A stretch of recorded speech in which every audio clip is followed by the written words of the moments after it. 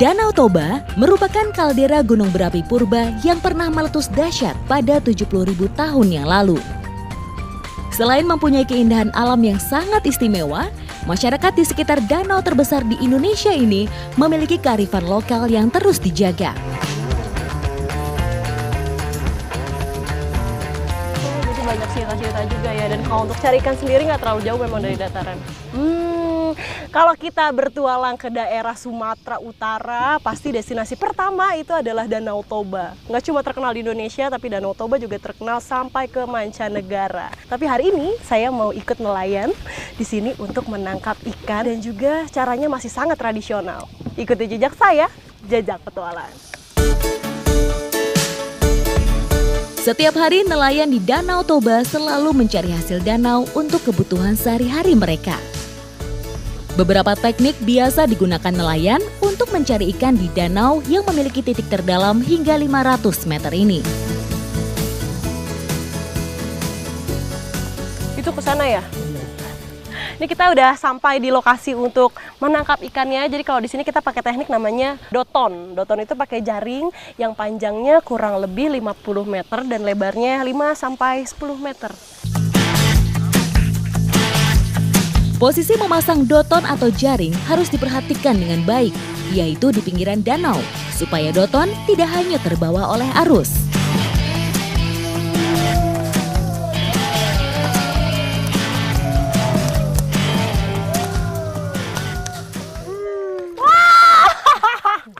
Yang membuat menangkap ikan di sini unik, selain memang caranya tadi pakai jaring atau disebut doton, ini pada saat mengusir ikannya menuju ke jaring. Kalau di sini disebutnya, nama alatnya ini adalah gobuk. Jadi dibuat dari kayu yang bawahnya memang sengaja ada bambunya. Suara gobuk yang keras di permukaan air akan membuat ikan di dalam panik. Memukul gobuk pun harus dimulai dari tengah danau menuju ke arah jaring yang telah terpasang.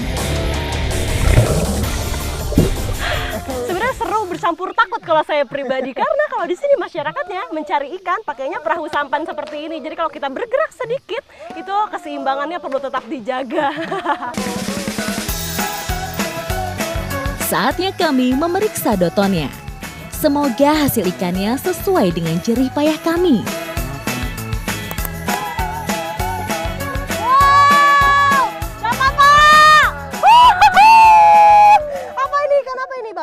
Ikan nila. Hah? Ikan nila. Ikan nila. Ini banyaknya sebenarnya kalau menggunakan teknik jaring ini, ikan apa aja yang bisa kita dapat, Bang? Ikan nila, ikan betutu. Ikan nila, ikan betutu, ikan mas. Tuh, banyak ya. Mudah-mudahan dapat semua. Semua, semoga. Mana lagi? Wah, ini ada besar. Ikan nila sebenarnya bukan ikan asli dari Danau Toba. Ikan yang berasal dari Afrika Timur ini tersebar merata dari ujung Pulau Sumatera hingga wilayah Papua. Ya, tarik lagi. Wah! Tangkapan berikutnya dapat ini ikan apa, Bang? Betutu. Betutu. Ini kedua setelah nila, dapatnya betutu. Ukurannya besar ya.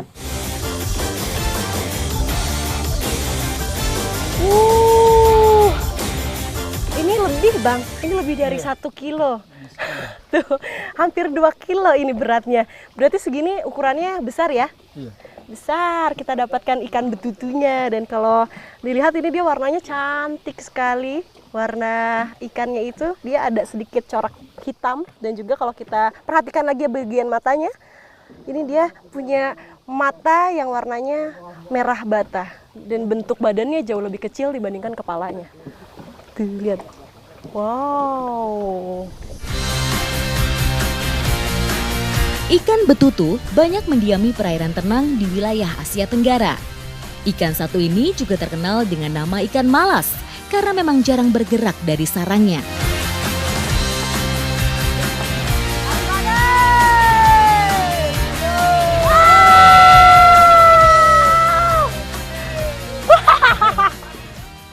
Ini ikan yang sama ya? Betutu ya? Wah, ini tangkapan berikutnya. Tadi kita dapat ukurannya yang jauh lebih besar. Sekarang ukuran sedang. Nih, tuh. Wow. Memang masih banyak berarti di sini ikan betutu, dan juga ikan betutu ini menjadi favoritnya masyarakat karena banyak sekali manfaatnya. Teknik doton dengan cara gobuk ini memang sangat efektif untuk mendapatkan ikan. Tidak membutuhkan waktu yang lama, kita sudah mendapatkan beberapa ekor ikan yang cukup besar. Hari ini saya dapat pengalaman yang seru banget sama abang-abang dari pesisir Toba, dan sekarang saya mau langsung ngolah ikan betutunya ini untuk dijadikan makanan khas di sini. Ikuti jejak saya, Jajak Adula.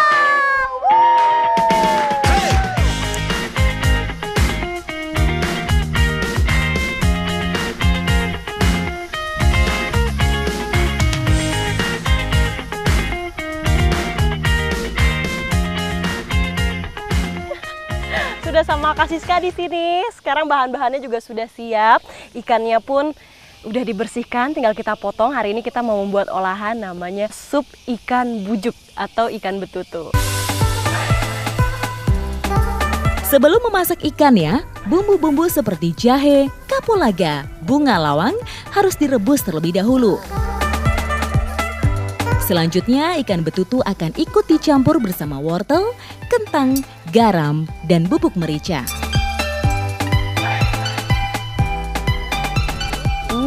Tapi belum keluar ya. Ambil agak ke dalam gitu. Gini. Iya. Ini kalau misalnya kita masak sup di daerah Jawa, itu biasanya kita tumis dulu sama bawang merah dan bawang putih, tapi beda kalau di tanah Batak. Jadi semua bumbunya itu tanpa bawang dan juga langsung dimasukin campur jadi satu. Memasak sup ikan betutu tidak membutuhkan waktu yang lama, hanya 20 menit saja. Hal tersebut dikarenakan tekstur daging ikan betutu yang cukup lunak dan lembut.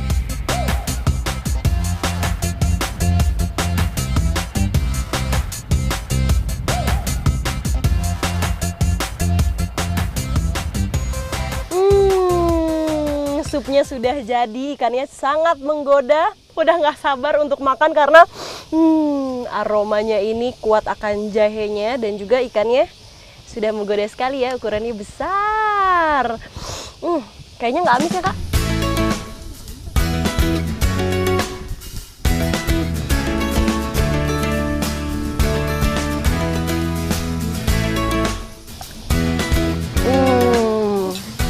Malang. Makan gitu. Ikannya rasanya enak banget, gak ada amis-amisnya sama sekali karena tadi kan udah dicampur sama beberapa bahan dan juga bumbu, dan kuahnya ini yang paling gurih, enak pakai nasi Kak. Nasinya mana? Selain rasanya yang memanjakan lidah, ikan betutu juga banyak mengandung omega 3, vitamin D dan B2, kalsium, serta mineral yang baik untuk kesehatan tubuh. Selain itu, inilah salah satu ikan air tawar yang harganya bisa mencapai ratusan ribu per kilogramnya.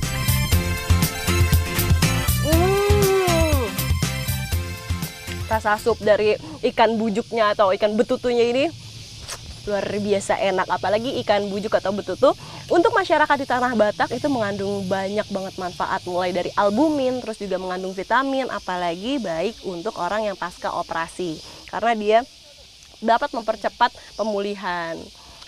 Rasanya enak ya, tabodo itu artinya enak kan? Enak banget. Ikuti jejak saya, Jajak Petualang.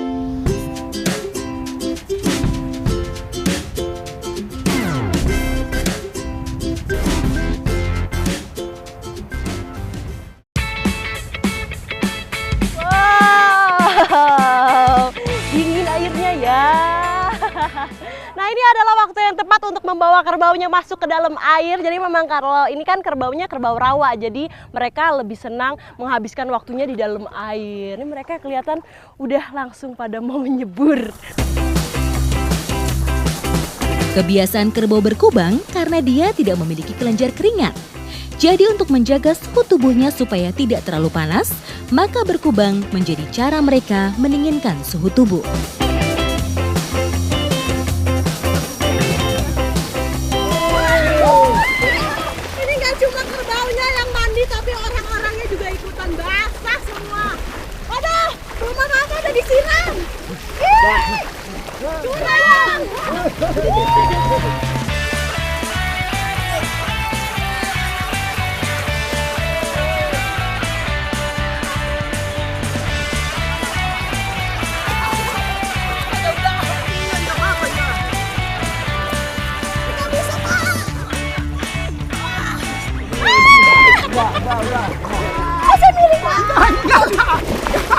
Udah tadi ya. Udah tadi. Aduh, ini percobaan keberapa tidak berhasil untuk naikin kerbau ya. Dia kayaknya nggak mau dinaikin saya terlalu berat. Wow, tanduknya ngeri ya. Jadi kalau di sini pemanfaatan kerbau bukan cuma hanya tenaganya, tapi juga bagian susu kerbaunya. Kalau di sini kita mau membuat satu olahan khas, tapi harus kita perah dulu susunya. Itu di belakang ada anaknya, itu nanti berfungsi untuk mancing susunya keluar. Tapi dia belum menyusukan ya Pak? Belum. Belum. Ikuti jejak saya, jejak petualang.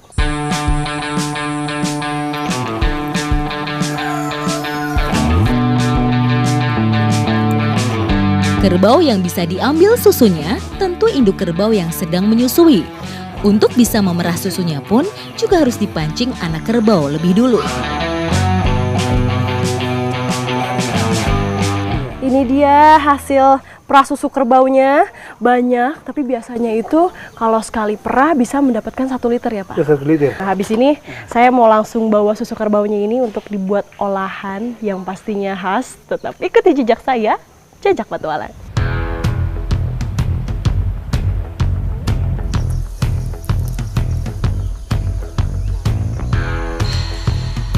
Nah, ini kita mau bikin olahan dari susu kerbau itu, kalau di sini namanya dadi nihorbo atau keju Batak. Nah, bahan-bahannya sudah disiapkan juga, sederhana sekali, hanya butuh alo-alo dan juga garam. Alo-alo itu kalau bahasa di sini, tapi kalau bahasa Indonesia bisa kita kenal sebagai aloe vera.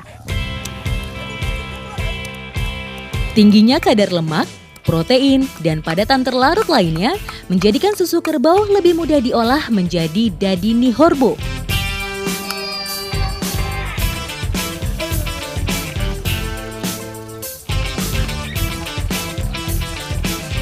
Sudah cukup segini Om? Kurang? Sudah aja? Ini kelihatannya susu kerbau seperti santan ya, tapi bedanya kalau kita masak santan itu kan harus sambil terus diaduk. Nah, beda kalau kita mau bikin dadi nihorbo. Ini nggak boleh diaduk, kita tunggu sampai dia mengental sendiri, apinya juga jangan terlalu besar, karena nanti gosong.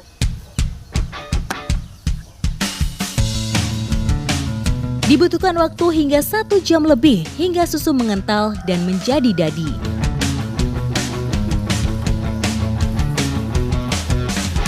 Matang, dadi nihorbo. Sekarang udah bisa diangkat ya, Opung? Iya. Sudah bisa kita makan. Masih ada hijau-hijaunya ya, Opung ya. Nah, ini kalau sudah jadi dadi nihorbonya seperti tofu ya. Iya. Teksturnya seperti tofu dan ada sedikit warna kehijauan karena tadi kan dicampur sama alo-alo atau aloe vera. Jadi nggak heran kalau ada hijau-hijaunya sedikit. Dan habis ini bisa kita langsung makan. Iya. Kita makan. Mari Opung.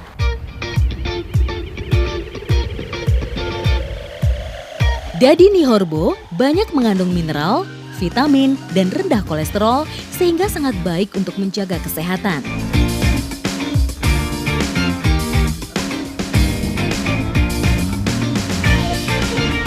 Lagi Opung. Oh, dibalut pakai itu enak. Iya. Mana?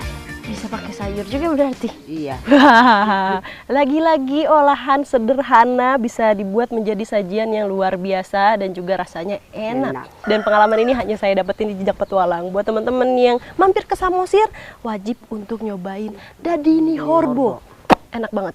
Mantap. Ayo, makan lagi. Ikuti jejak saya, Jejak Petualang.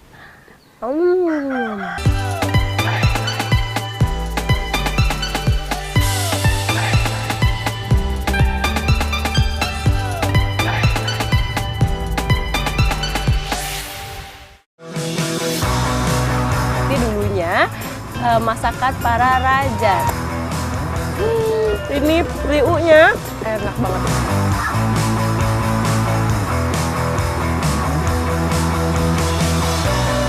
Mas, kita jalan. Ini kebunnya punya siapa, Pak? Alam yang terjaga selalu bisa membawa kebaikan bagi manusia. Salah satunya sebagai penyedia sumber bahan pangan. tangan. Nah, kali ini saya menjelajah hutan bambu untuk mencari bahan kuliner yang sangat digandrungi masyarakat Aceh Barat. Ya, tunas bambu atau rebung.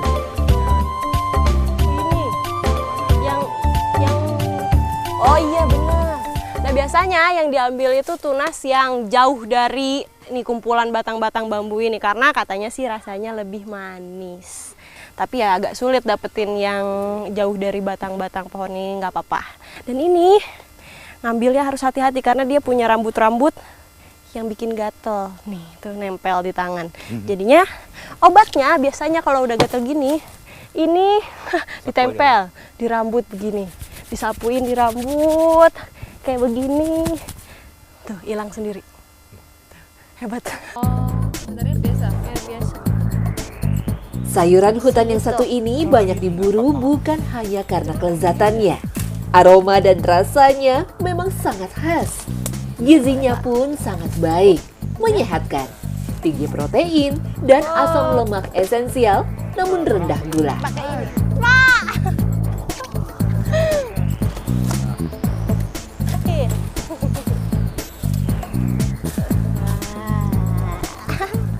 Nah tunasnya yang diambilnya masih segede-gede gini karena kalau misalnya sudah tinggi itu udah nggak enak untuk dimasak. Nah yang kalau masih kecil-kecil begini itu enak empuk. Ayo Pak, kita ke kampung Pak. Rebung bisa langsung diolah menjadi santapan nikmat. Masih ada beberapa proses yang harus dilewati untuk menambah cita rasanya. Sebagai tunas, rebung mengandung asam beracun untuk melindungi diri dari hama. Zat asam itulah yang menyebabkan rasa pahit.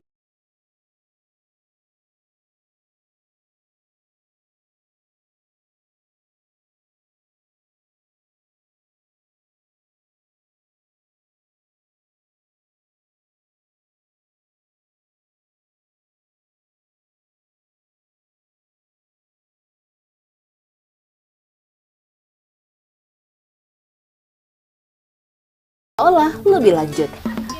Gede banget apinya harus berhasil. Angkat nih.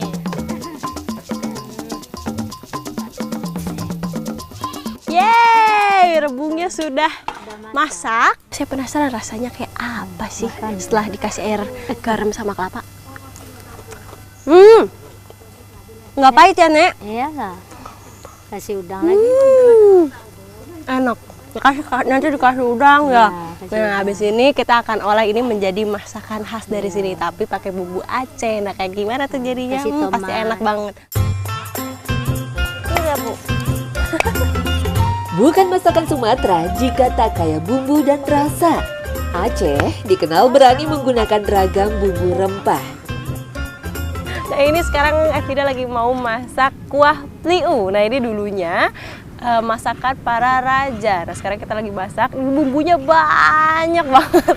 Nggak cuma satu sayurnya, tapi ada 1, 2, 3, 4, lebih deh pokoknya dari 5. Kuah pliu dikenal sebagai makanan mewah di Aceh Barat. Ragam sayuran jadi bahan utama. Biasanya santapan sehat yang satu ini hanya disajikan di acara-acara besar. Nah uniknya, kuah pliu hanya boleh dimasak kaum perempuan. Bila kaum laki-laki turut serta, konon katanya rasa pliu menjadi kurang sedap.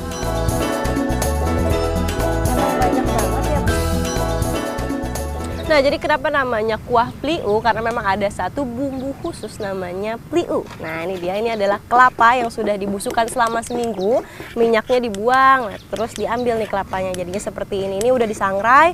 Katanya ini bisa bikin masakan lebih gurih. Saya penasaran rasanya. Nah, asam ya, Bu? Ya.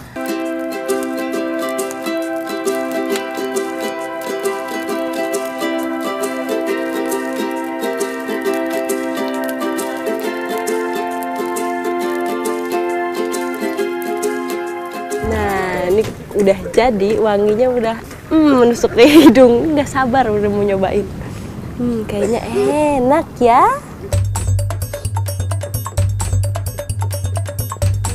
Masih anget, kayak isi ikan asin.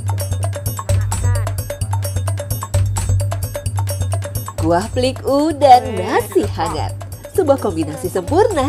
Bukan hanya nikmat, kandungan gizi peliku tergolong lengkap. Kuliner ini memang sangat istimewa.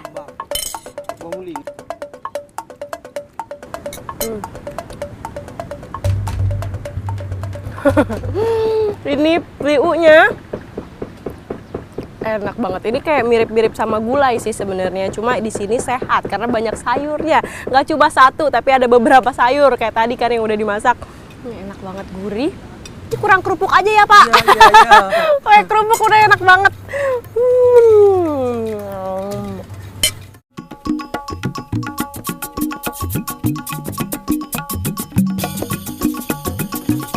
Eksotisme Danau Toba selalu menyimpan daya tarik. Tak hanya lewat pemandangannya yang memanjakan mata, tapi juga tradisi masyarakat pesisirnya. Berat banget.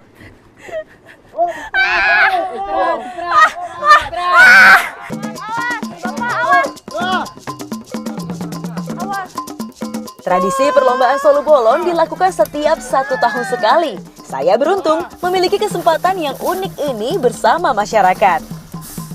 Masalahnya, setiap tidak digunakan tradisi lomba, Solo Bolon disimpan jauh dari pesisir.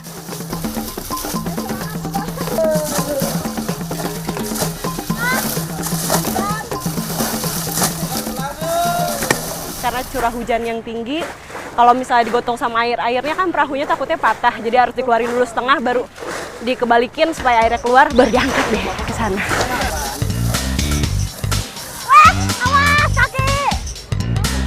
Di masa lalu, Solo Bolon merupakan alat transportasi kebanggaan masyarakat Batak di pesisir Toba.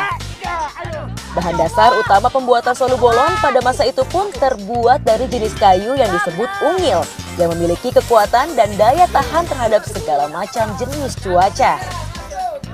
Seiring langkanya pohon ungil, Solo Bolon kini dikreasikan lewat bahan lain, seperti fiber. Oleh karenanya, beban perahu yang kami pikul menjadi sangat berat. Untuk mengangkat satu perahu Solo Bolon, minimal membutuhkan 15 tenaga orang dewasa.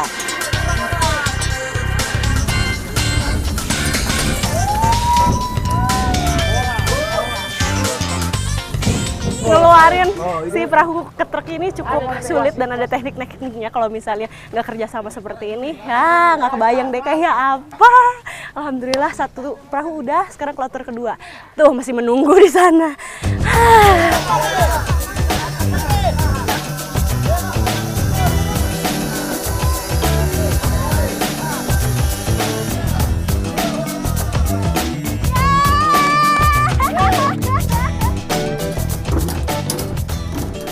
Lumayan terkuras tenaga karena ini beratnya nggak main-main, ini cukup berat banget. Dan habis ini kita mau langsung ke pesisir, itu perjalanan sekitar 1 jam.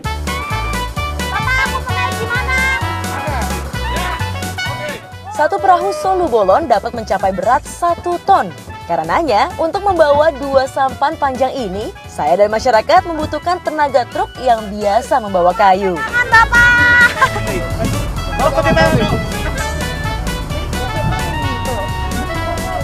Jalanan di perbukitan yang turun naik menjadi tantangan menegangkan untuk membawa sampan raksasa ini.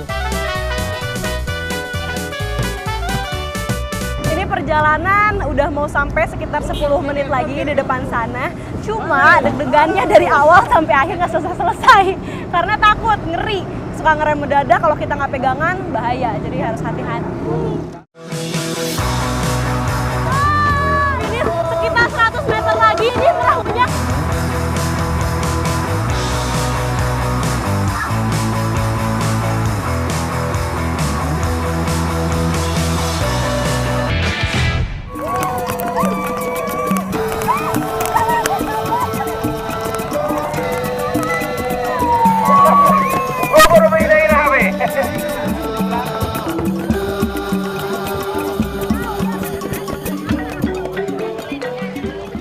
Ada satu permainan tradisional yang sampai sekarang menjadi tradisi untuk masyarakat di sini, namanya Solo Bolon. Dan saya baru pertama kali lihat perahu sampan yang sepanjang ini. Jadi nggak heran, yang dayungnya pun banyak banget, udah pada siap. Saya juga mau ikutan di paling depan sana. Mau tahu keseruannya seperti apa? Ikuti jejak saya, jejak petualang. Abang, saya mau naik. Sudah siap-siap. Adalah 1, 2, 3. Inilah perlombaan solu bolon khas Batak yang menjadi kebanggaan masyarakat Toba Samosir, Sumatera Utara. Menjadi unik karena sampan yang digunakan memiliki ukuran yang sangat panjang. Tak main-main, ukurannya mencapai 10 meter.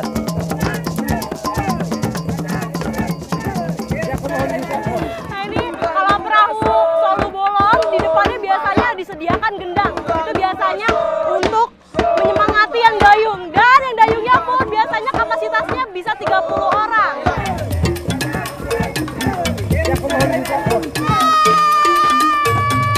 Kayu dayung setiap peserta menjadi sumber tenaga utama permainan adu ketangkasan ini. Satu sampan solu bolon dapat diisi hingga 30 orang dengan menempati formasi di kedua sisinya. Peraturannya sederhana. Peserta yang lebih dahulu menggerakkan solu bolon mencapai titik finish menjadi pemenangnya. Sepanjang 2 km lintasan, para peserta diuji daya tahan dan kerjasama di dalam tim.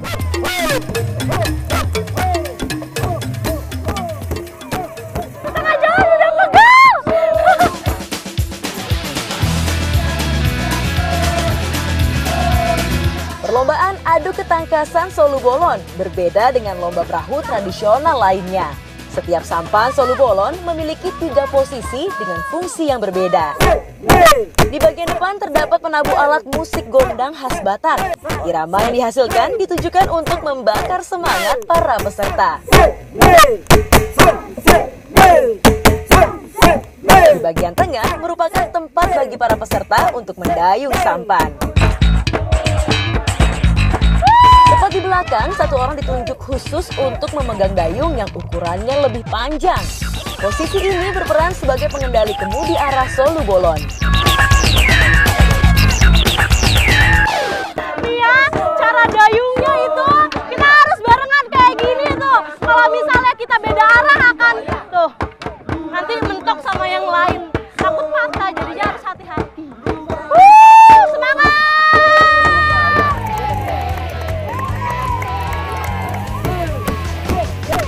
Pada awalnya, perahu panjang ini digunakan sebagai alat transportasi masyarakat di masa lalu. Biasanya digunakan untuk berdagang dan merantau. Tradisi perlombaan solu bolon tetap dipertahankan hingga kini sebagai simbol penghormatan kepada para leluhur. Kita ke balap lawan tuh lawannya. Mau kalah tuh jauh. Semangat! Ini jarak untuk ke garis finish sekitar 100 meter lagi. Tapi saya belum tahu siapa yang bakal menang karena ini perahunya hampir sejajar tuh sama yang lawan. Aduh. Ayo cepet.